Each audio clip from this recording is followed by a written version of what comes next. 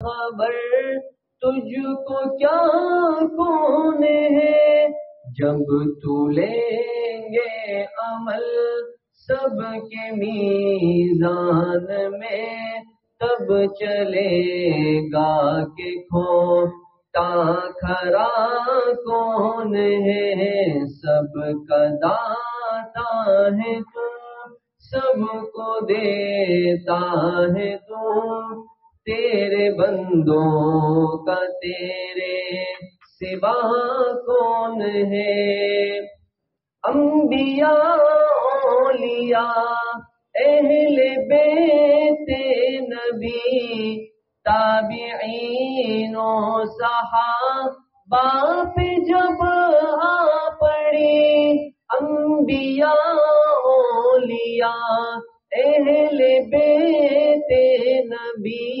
تابعین و صحابہ پہ جب آ پڑی، سب نے سجدے میں گر کر یہی عرض کی، تو نہیں ہے تو مشکل کشا کون ہے، سب کا داتا ہے تو سب کو دیتا ہے تو، تیرے بندوں کا تیرے سوا کون ہے۔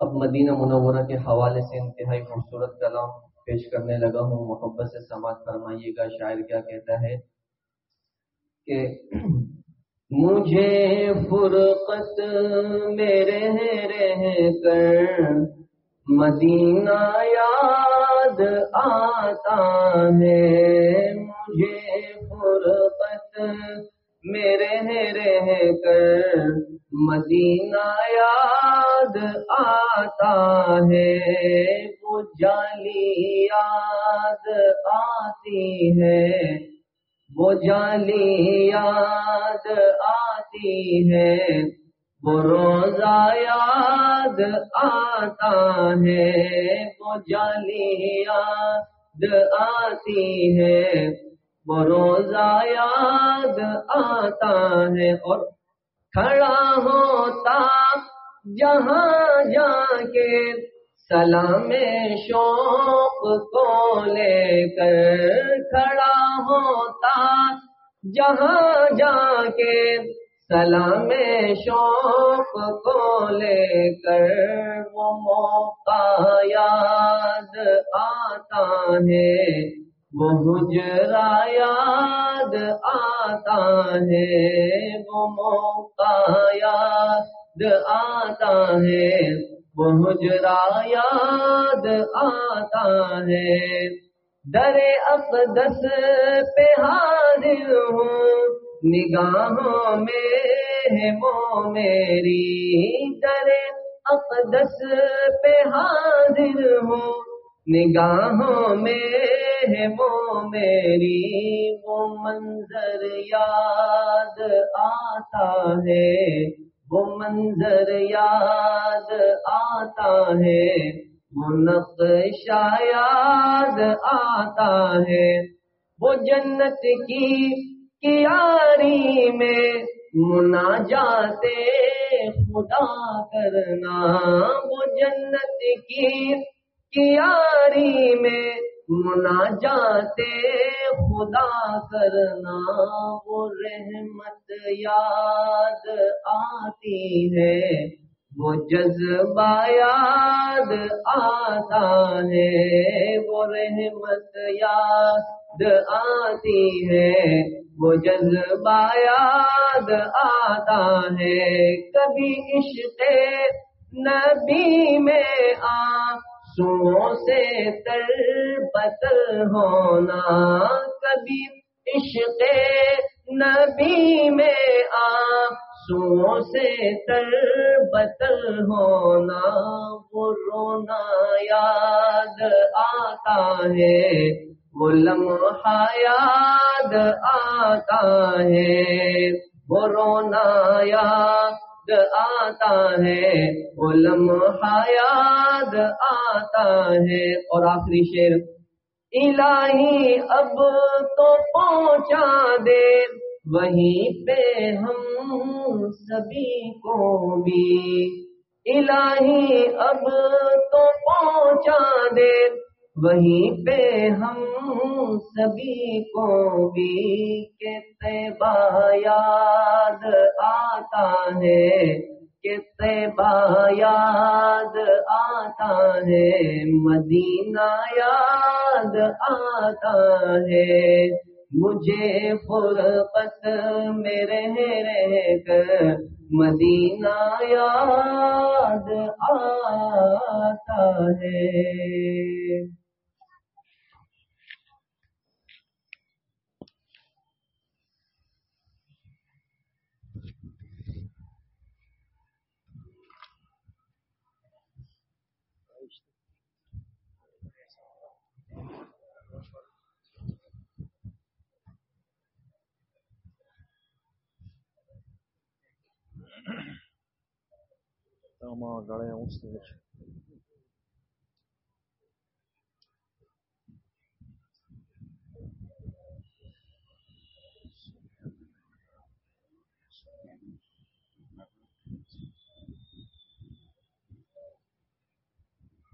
بسم اللہ الرحمن الرحیم، الحمد للہ وکفی وسلام علی عباده الذین اصطفى، خصوصا علی سید الرسل وخاتم الانبیاء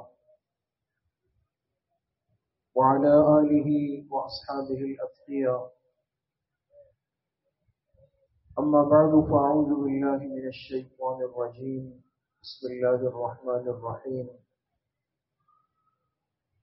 وَلِلَّهِ عَلَى النَّاسِ حِجُّ الْبَيْتِ مَنِ اسْتَطَاعَ إِلَيْهِ سَبِيلًا وَمَنْ كَفَرَ فَإِنَّ اللَّهَ غَنِيٌّ عَنِ الْعَالَمِينَ۔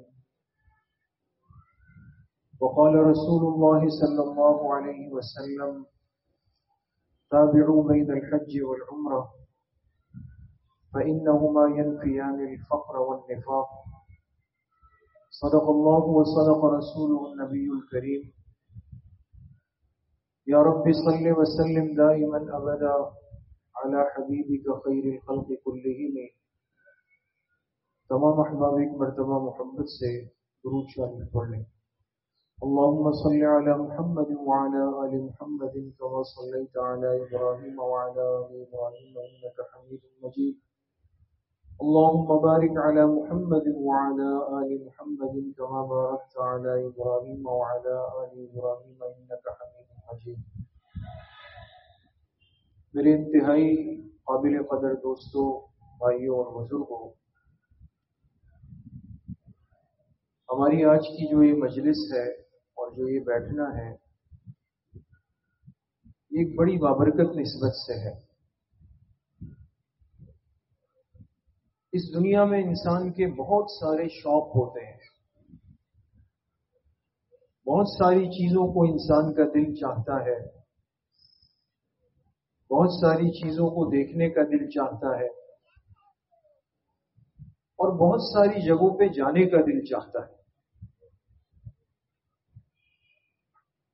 لیکن ایک صاحب کلمہ مومن اور مسلمان کی زندگی کا سب سے قیمتی لمحہ اور سب سے بڑی خوش نصیبی کا وقت یہ ہوتا ہے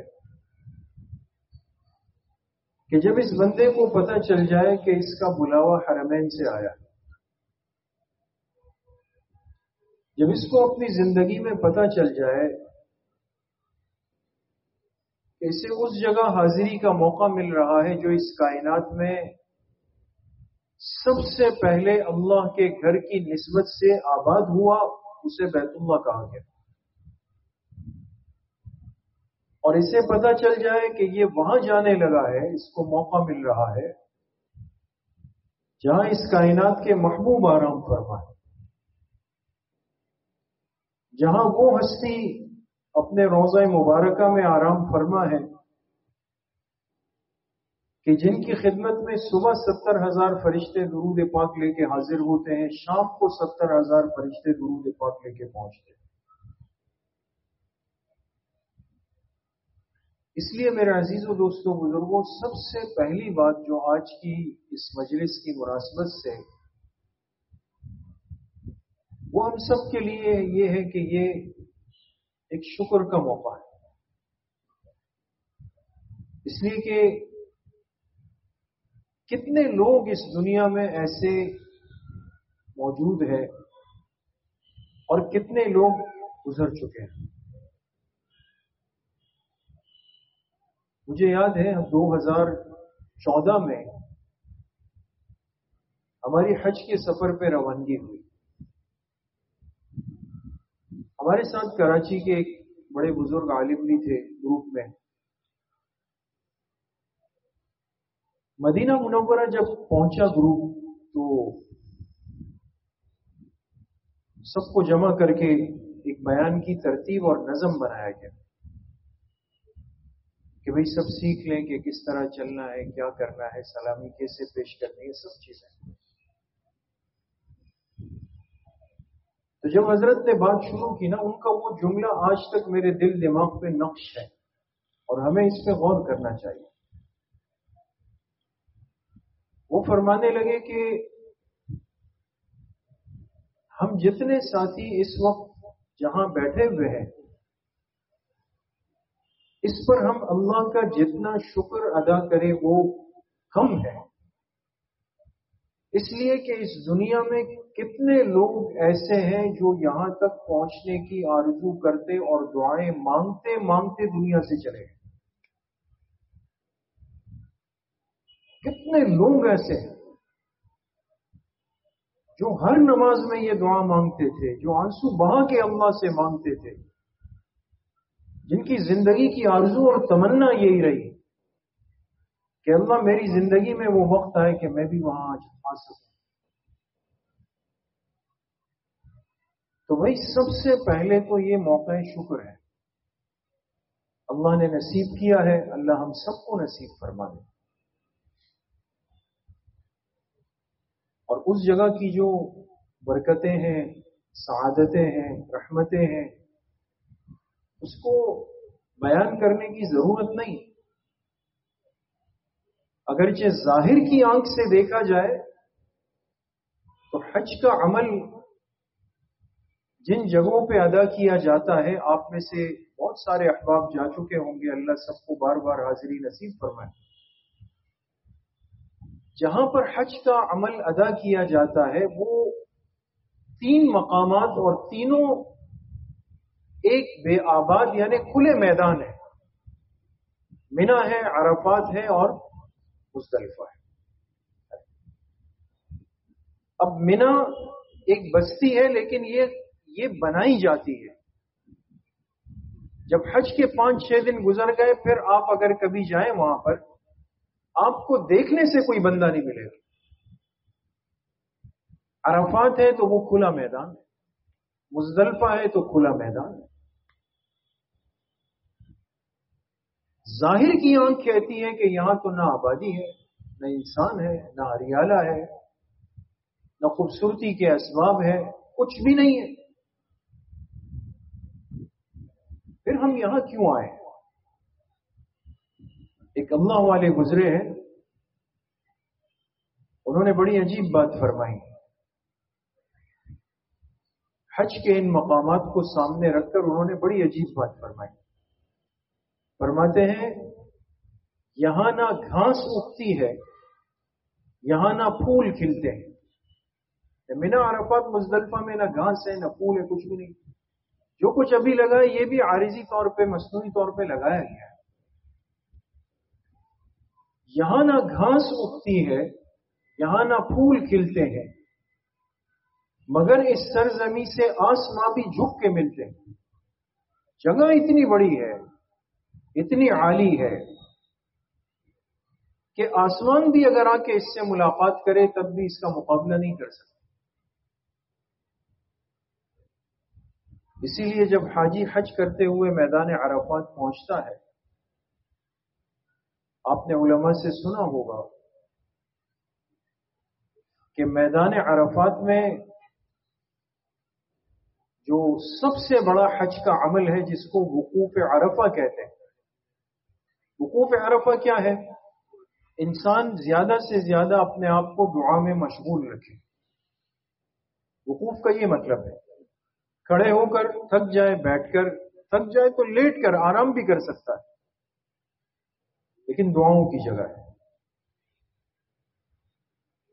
لیکن وقوف عرفہ کے وقت میدان عرفات میں اللہ پاک کی رحمت اتنے جوش میں ہوتی ہے، اتنے عروج میں ہوتی ہے کہ حدیث پاک میں آتا ہے کہ شیطان اپنے سر میں مٹی ڈالتا ہے، بالوں کو نوچتا ہے اور کہتا ہے ہائے افسوس، میں نے جتنا سال بھر محنت کی، آج اس حاجی نے ہاتھ اٹھا کے اللہ سے ایک دفعہ اپنے لیے معافی مانگ لی، اللہ نے سارے میدان عرفات والوں کی بخشش کی، سب معاف ہو گئے، میری تو محنت ضائع ہو گئی. اس لیے میرے عزیزوں، دوستوں، بزرگوں، ہمیں حکم دیا گیا جو حدیث پاک میں نے آپ حضرات کے سامنے پڑھی. حکم ہے تابعوا بین الحج والعمرہ.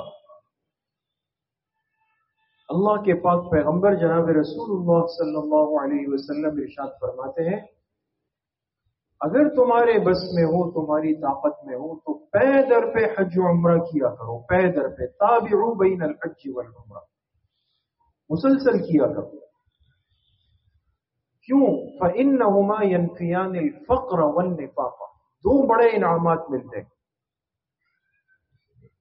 فرمایا اس لیے کہ اس کی برکت سے اللہ پاک تنگدستی کو، فقر کو ختم کر دے. اس لیے آج تک آپ کو ایسا بندہ نہیں ملا ہوگا دنیا میں کہ جس نے یہ کہا ہو کہ میں مقروض ہو گیا، میں کنگال ہو گیا، میں فقیر ہو گیا. کیوں؟ اس لیے کہ میں سارے پیسے حج پہ لگتے. یہ کبھی نہیں ملے گا.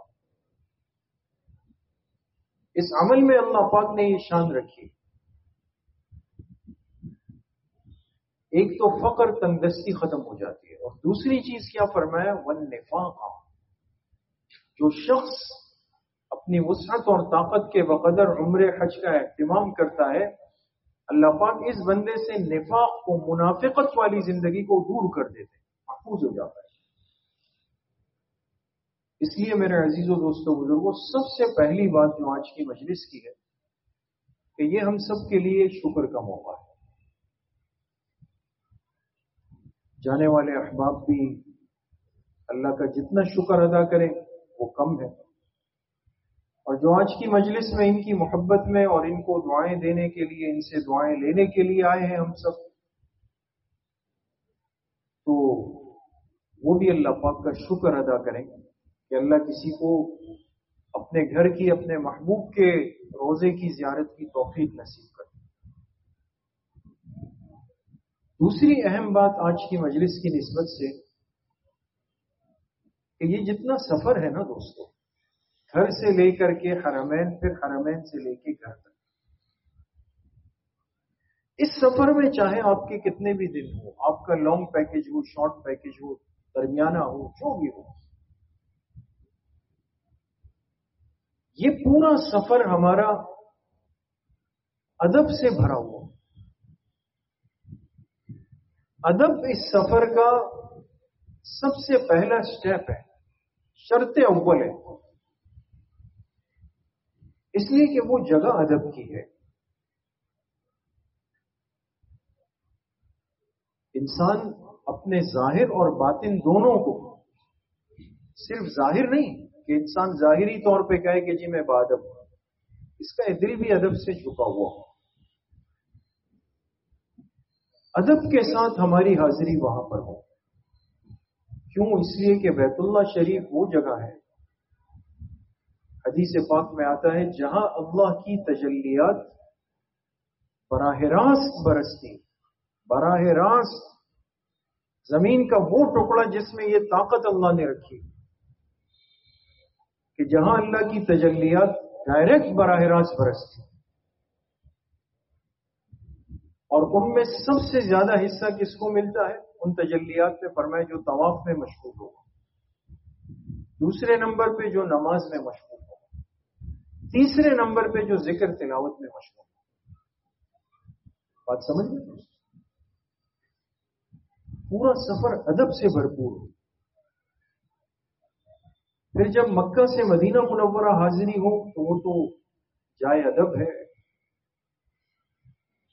اس کائنات کی وہ جگہ ہے جس زمین کے ٹکڑے پر آپ علیہ الصلوۃ والسلام آرام فرما رہے ہیں۔ علماء نے لکھا ہے اور ہمارا عقیدہ ہے، جس جگہ آپ علیہ الصلوۃ والسلام کی قبر مبارک ہے، آپ کی قبر مبارک آپ کے جسم اطہر سے لگا ہوا حصہ، وہ اس پوری کائنات اور کائنات کی ہر چیز سے افضل ہے،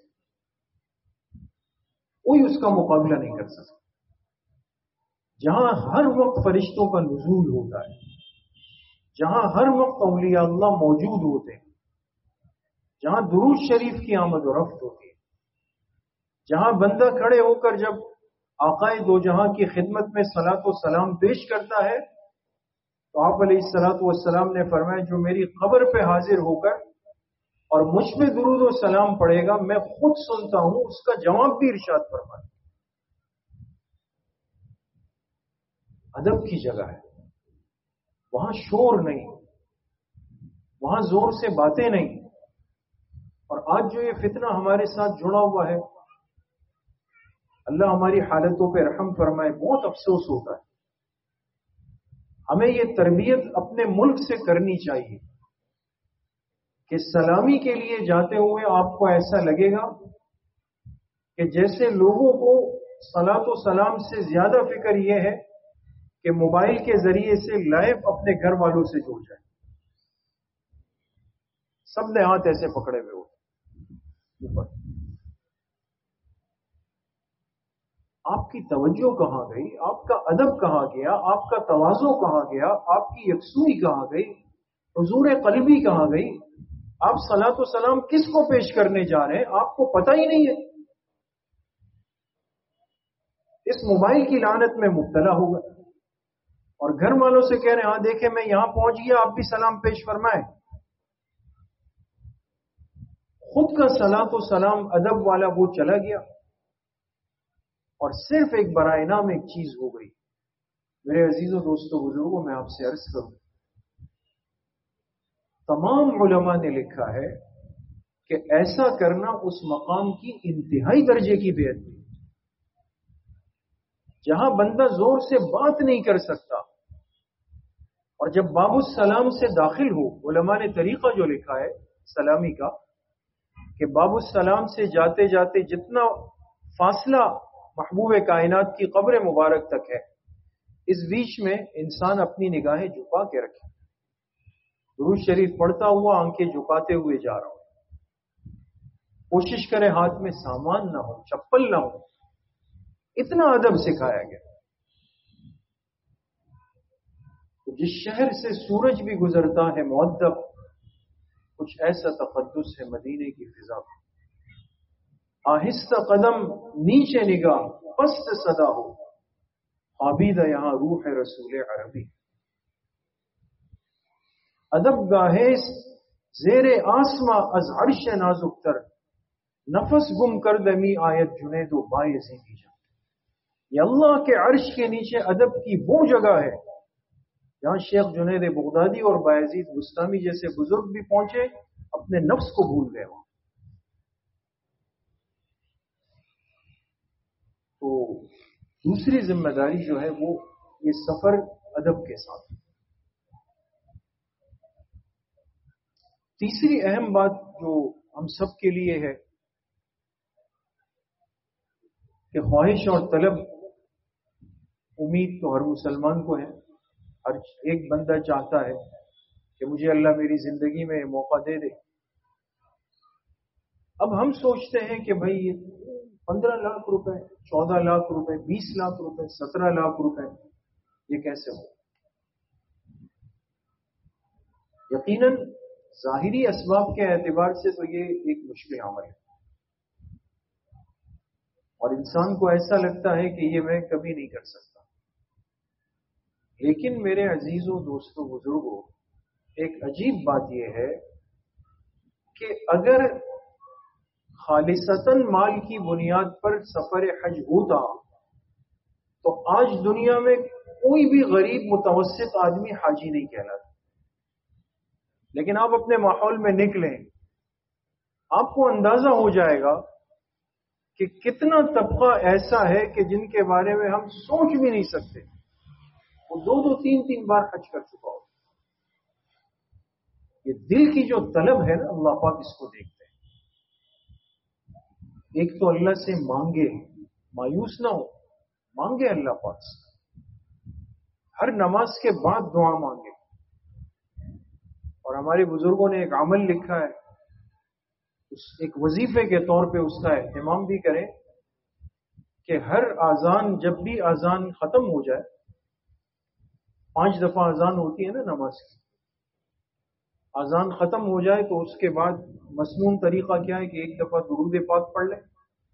اس کے بعد جو اذان کی مسنون دعا ہے، اللہم رب هذه الدعوۃ التامہ، یہ والی دعا پڑھ لیں. اور اس کے بعد ایک دفعہ تلبیہ پڑھ لیں.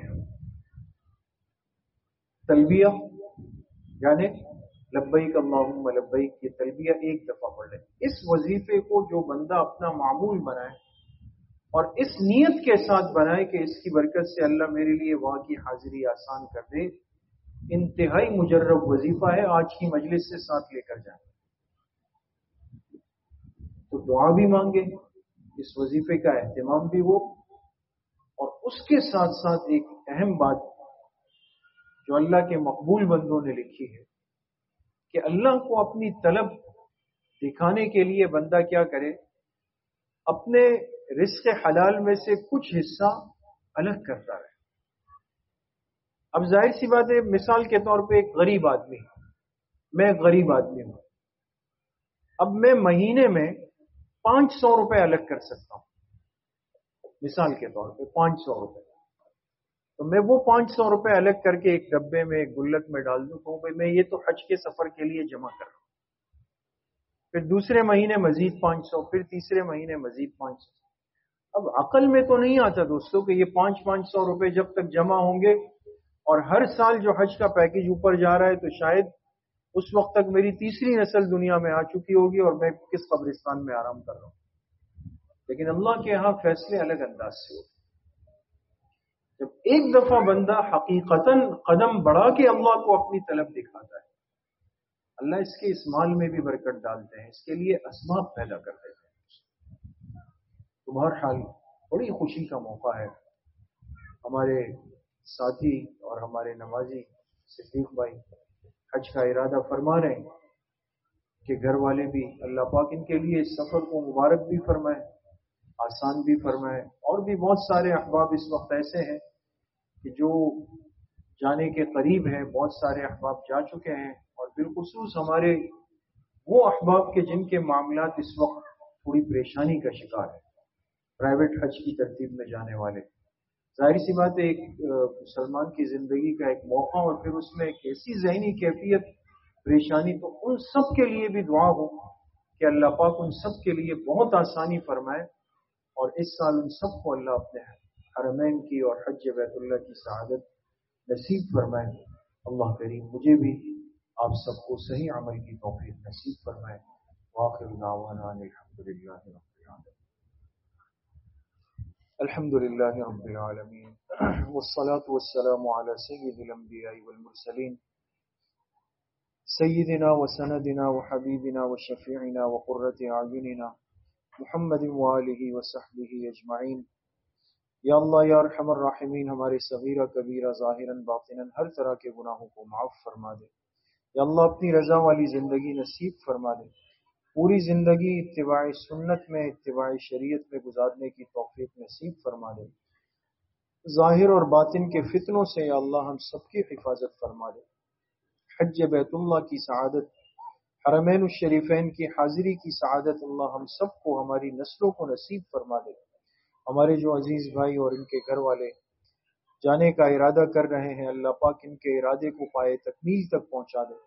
ان کے پورے سفر کو اللہ پاک بابرکت، باسعادت اور عافیت کے ساتھ مکمل فرما دے۔ ان کی دعاؤں میں، تمام حجاج کی دعاؤں میں اللہ پاک ہم سب کا، کل امت کا حصہ اللہ پاک شامل حال فرما دے۔ جتنے بیمار گھروں میں ہیں، اسپتالوں میں ہیں، اس مجلس میں ہیں، اللہ پاک سب کو صحت کاملہ عاجلہ مستمرہ نصیب فرما دے۔ تمام پریشان حالوں کی پریشانی اللہ پاک ختم فرما دے۔ بالخصوص ہمارے اس پیارے ملک پاکستان کی اللہ پاک ہر قسم کے دشمن سے، اندرونی بیرونی سازشوں سے اللہ پاک اس کی حفاظت فرما دے۔ قبلہ اول مسجد اقصیٰ کے مظلوم مسلمانوں کی اللہ پاک مدد و نصرت فرما دے۔ حرمین الشریفین کی اللہ پاک حفاظت فرما دے۔ جتنے مرحومین مرحومات دنیا سے جا چکے ہیں، اللہ پاک سب کی کامل و مکمل مغفرت فرما دے۔ ہم سب کا خاتمہ بالایمان و بالخیر نصیب فرما دے۔ ہماری دعاؤں کو اپنے فضل و کرم سے، فضل و رحمت سے اپنی بارگاہ میں قبول و منظور فرما دے۔ وصلی اللہ وسلم علی نبینا محمد وآلہ وصحبہ اجمعین برحمتک۔